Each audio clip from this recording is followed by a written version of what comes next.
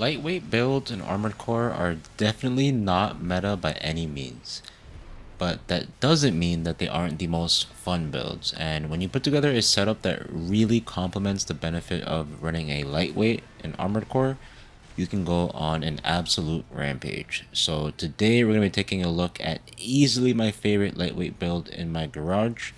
And on top of that, we'll be taking a look at a Redshift version of the build as well. So two builds to take a look at, tons of PvP footage to go over for both. So sit back, relax, and let's jump into the builds.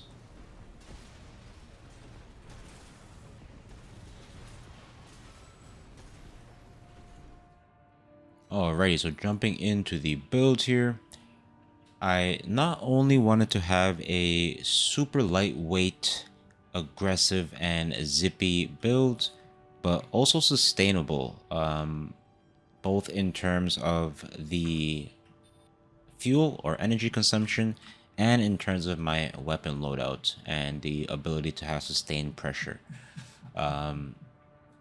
Really fun build. This is honestly definitely the build that I spent the most time on in the game for sure. And I also have a Redshift version of this that we're going to be taking a look at as well. But yeah, this is easily without a doubt my favorite build that I've been running in the game so far. We're gonna take a look at the weapon setup here, and then after kind of explaining the weapon choice, I'm gonna then kind of go into the frame and inner choices to kind of support that. As you can see, I am running kind of an interesting setup. We're not running any double weapons here on the build, and honestly, the build was really inspired by Rusty in the story. Even before I started playing the game, I knew that I wanted to make a lightweight build, especially with the Schneider bipedals. These things just look absolutely amazing. But I also really like lightweight builds, but especially when playing through the story for the first time and getting absolutely destroyed by Rusty, I really wanted to put together a PvP build that was similar to that. Something that was very fast and hard to catch, but also annoying to fight because of just how much pressure the build can have at multiple ranges. Whether it's close range with our arm weapons, or the ability to still have pressure when we are trying to evade attacks and be at distance. So yeah, jumping into the weapon setup here, I am running the laser shotgun on my right arm unit, the VP66LS here, and there are quite a few options, especially the other shotgun. The other energy shotgun is definitely a very viable choice for the build, but the reason why I ended up on this shotgun in particular is really because of the charge attack. Now, the other shotgun, the Werger, or the Werger, however you pronounce it, has probably the best charge attack in the game. You've definitely seen it used in a lot of builds to combo on melee attacks, and it's something that you can do in this build as well. But being that we have a melee weapon already and it is really only good at close range, I wanted to have my right arm weapon be able to help me at a little bit more ranges, and that is where the charge attack comes in on this weapon. The charge attack not only does a considerable amount of damage as well, it actually isn't too much lower than the other energy shotty, but the thing about it is the range. I don't think it'll show you in these stats here, but the charged attack on this shotty has a actually deceiving range. People will see you using a shotty and then not expect not only how fast, but how far the actual charge attack of this shotgun will come out. And I find it just really pairs well with the combo of the rest of the build. But jumping into the left arm unit, we are using the pulse blade, the Butas. This is easily my favorite melee weapon in the game. It is not only probably the coolest looking one, but it is one of the strongest. It has, I think, aside from the chainsaw, the highest direct hit adjustment value. And the reason why I like this blade so much is because it really helps in taking down those tankier targets. So those tank treads, those tetras, a lot of those tankier builds that like to just kind of sit there and soak up damage while blowing you up. You can really open up people with this melee weapon and catch them by surprise. Now jumping into our back units here, we are running the VVC plasma missile launchers, the verticals. If you haven't used these missiles yet, you are definitely sleeping and missing out. They are probably some of the best missiles in the game. You can just do so much with it. They work in so many different situations. You can combo them with so many different weapons, mech builds, playstyles, and the dwell time is probably my favorite thing about them because I can really use it to time with my action burst, or my action boost, excuse me, and my melee to really open up and stagger opponents before they even realize it. And then jumping over to our right back unit, we are using the laser cannon, the VP60 LCS. And again, this is our shoulder weapons are really playing into that theme of having sustained pressure at ranges. So both of our left and right arm units are going to be better at close range, but then the vertical plasmas are going to be our long range assault, and then the laser cannon is going to be our mid-range damage dealer. And you can do a lot of things with this. The momentum stop is really good as well. With how much momentum you can build up on a lightweight mech or lightweight build in general, the ability to kind of break somebody's ankles and just stop immediately and shoot one of these is something that I really like doing to catch people off guard. But we will see the weapon set kind of in action once we jump into the PvP footage. Jumping into the frames, or the frame pieces here, excuse me. At the headpiece, I am running the Kazuar 44Z, and mainly it's fashion. I just really like the way that this headpiece looks, but it also does give us a lot of stability, and that's something that I really wanted on a lightweight mech. You can try to build towards defense, but because of the fact that you can't stack up your total defense that high on a lighter weight mech, I'd rather just try to get as much stability as I can to try to make sure I'm not just getting one shot by everything, or one stagger, that is. But taking a look at the core, we are using the Firmizas. The thing I like about the Firmizas is, again, fashion, but also the booster efficiency adjustments. This stat is going to consume less EN or energy with our quick boost, which is going to allow us to quick boost a lot more often and stay mobile and on the move. And then it also has a pretty decent output adjustment value as well. Taking a look at the arms, we are using the Firmizas as well on the arm piece. They of course match with our core, but the thing I really like about the arms is they have a actually amazing both firearm and melee specialization and value, and we are using both of those things.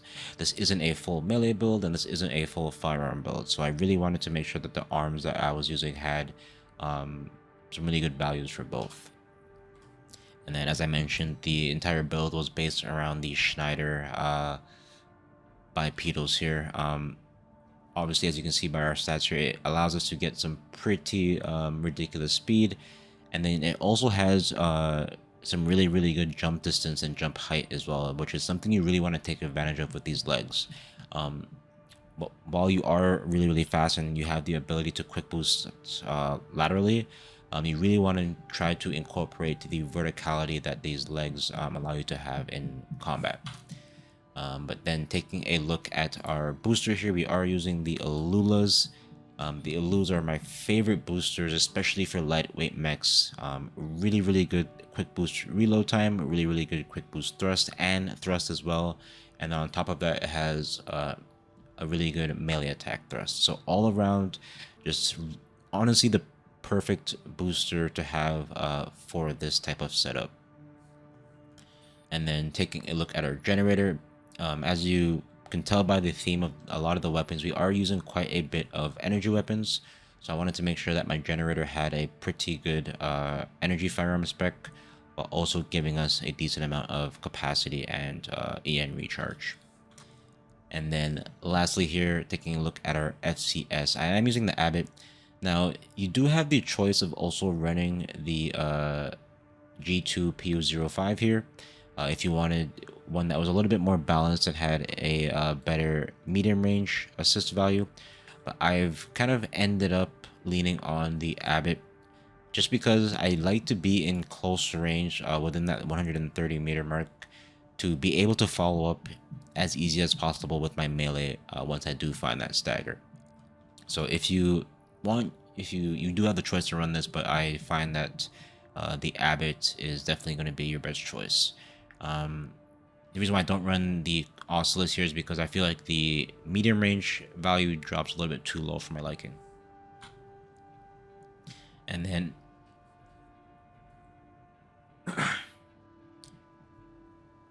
then for our expansion slot, we are using Assault Armor.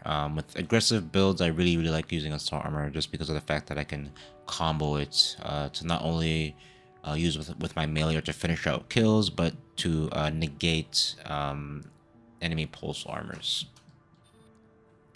Now, taking a look at the Redshift version, virtually everything is the same in terms of our frame pieces and almost all our inner pieces, and even the idea behind the weapons. Everything is the same, but also slightly different as well. I really wanted to not use the same one-for-one weapons, but I wanted to have the same idea behind the weapons.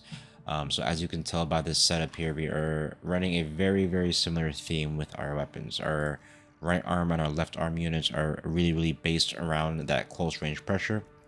So instead of the energy shotguns, we've gone with these Zimmermans, which are just absolute monsters. Well, a single one, but even a single Zimmerman is just really good in this game. And then instead of going for the Butas, I wanted to go for the Coral Oscillator, being that this is the Redshift version of the build.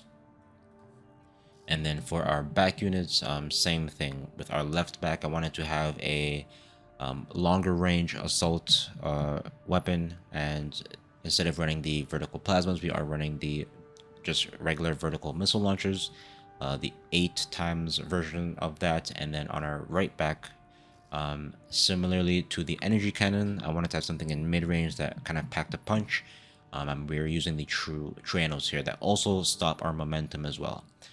So I really similar ability, or sorry, weapon setup.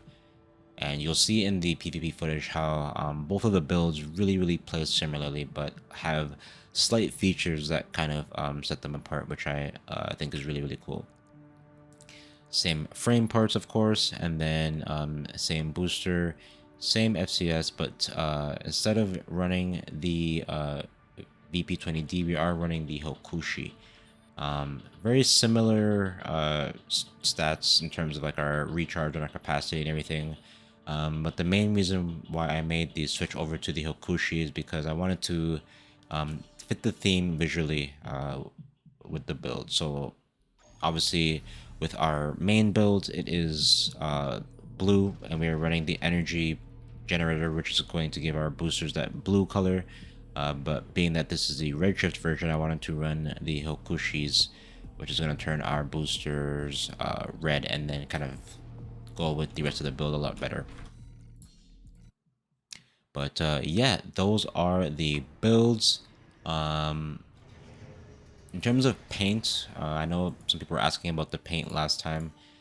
I actually didn't do anything too crazy. I'll kind of slowly go over the values. You can kind of copy down and get those number values so you can save them for yourself. But yeah, I really wanted to just go for a nice little clean and sleek look for the builds. We're not using any patterns or any weathering on it, but just pretty simple. And I wanted to do a nice little color tonage with the builds. Here's the numbers for our device, but yeah, no weathering and no pattern on the build. And then same thing, taking a look at the Redshift version. So there's our values here.